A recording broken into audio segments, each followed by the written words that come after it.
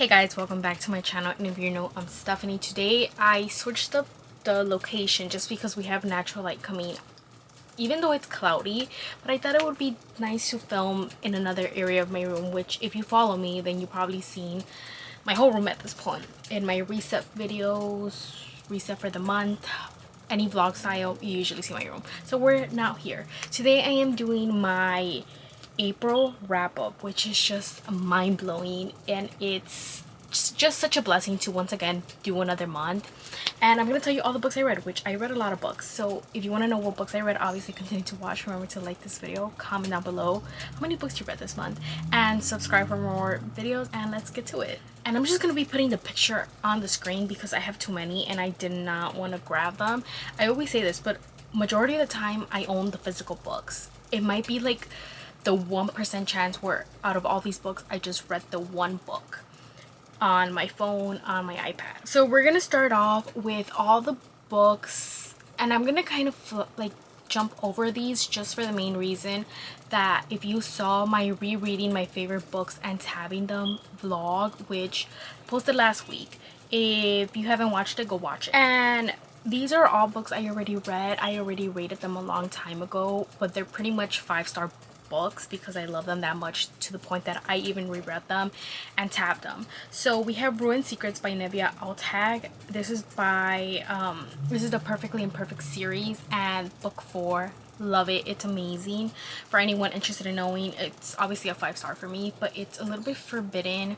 It's age gap. It's this girl, the heroine, has had a crush on like a family friend for the longest time, and it's an arranged marriage, and her grandpa is literally like, by the way, this is mafia, and the grandpa's just like, you know what, like, I've known that you've liked this man for a really long time, I'm gonna make it happen for you. That's exactly what he does, and I love it. I literally love Isabella and Luca. Then I read Nate. This is also more on the forbidden taboo side. It's also mafia. It's guardianship for anyone that's interested.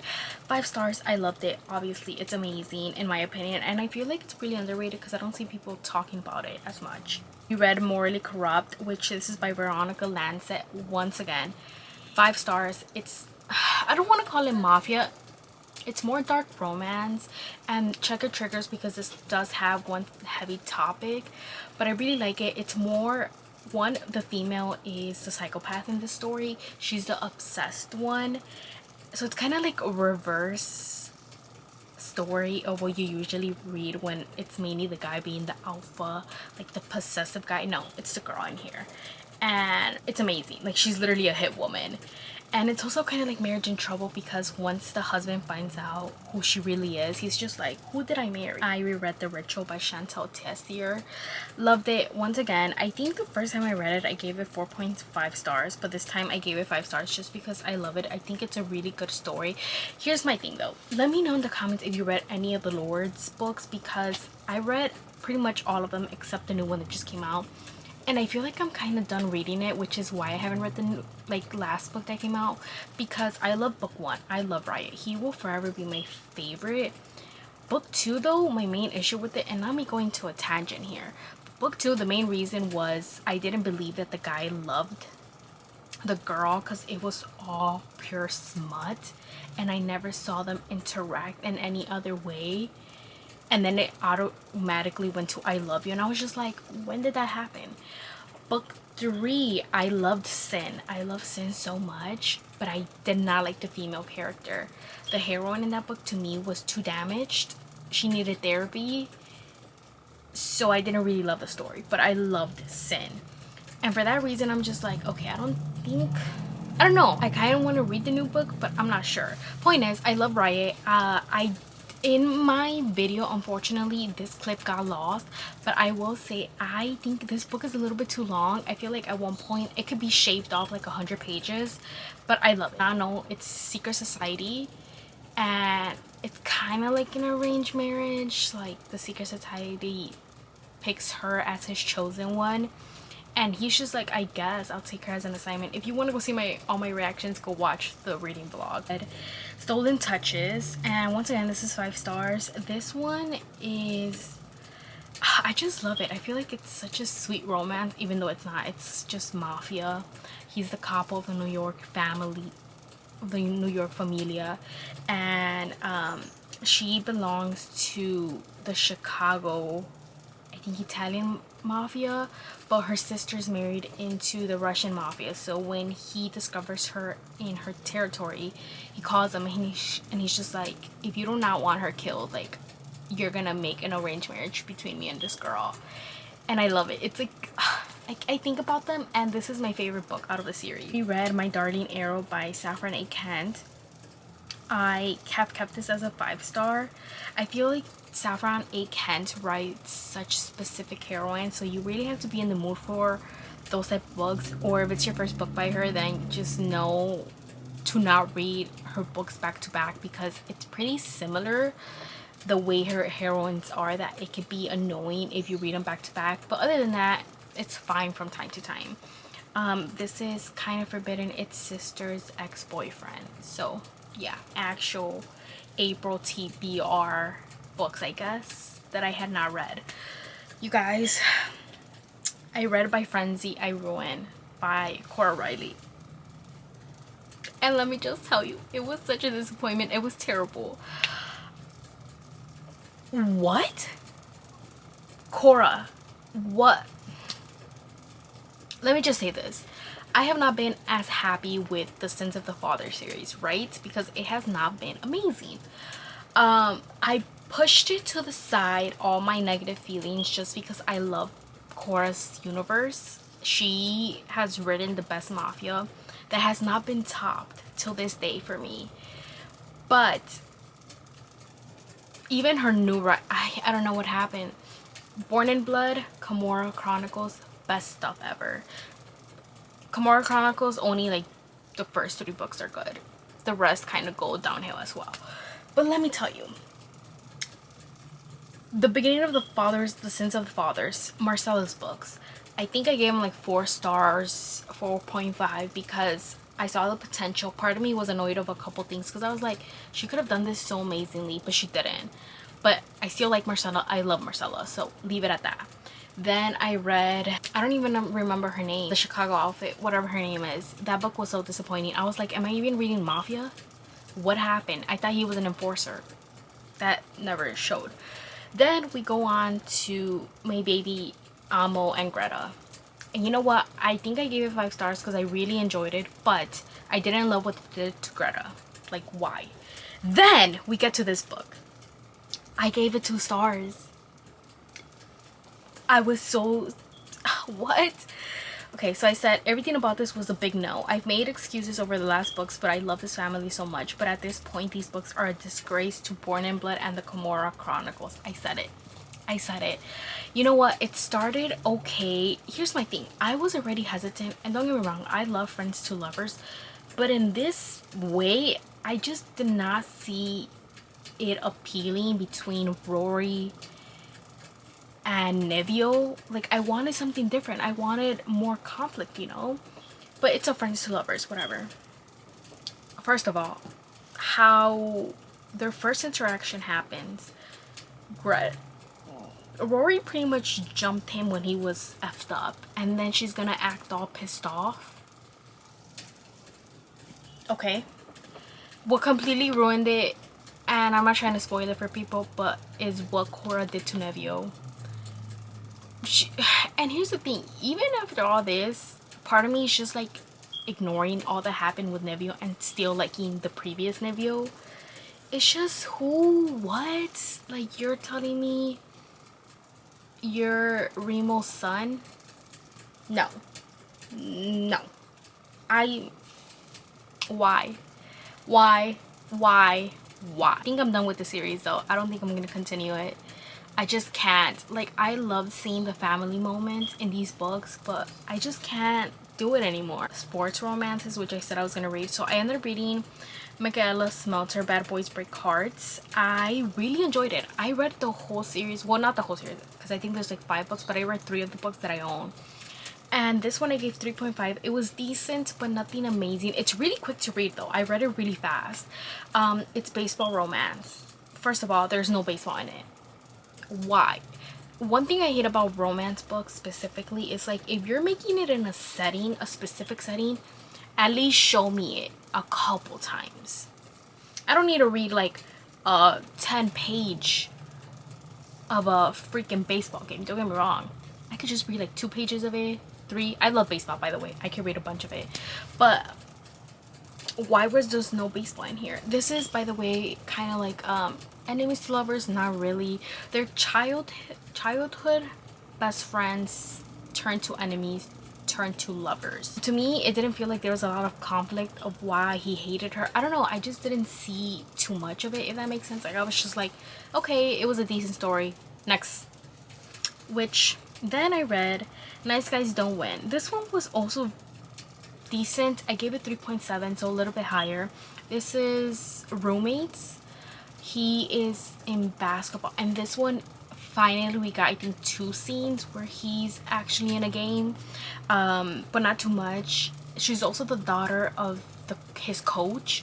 Once again, I didn't really see any conflict. Like once the coach found out, once he found out, like the author kind of made it seem like it was gonna be this huge thing, and then it wasn't, and I was just like, okay, what happened? But once again, a decent story, so move on to the next. Finally, I read book 5, Broken Boys Can Love. This one was my favorite. I gave it 4.5, and that's pretty high.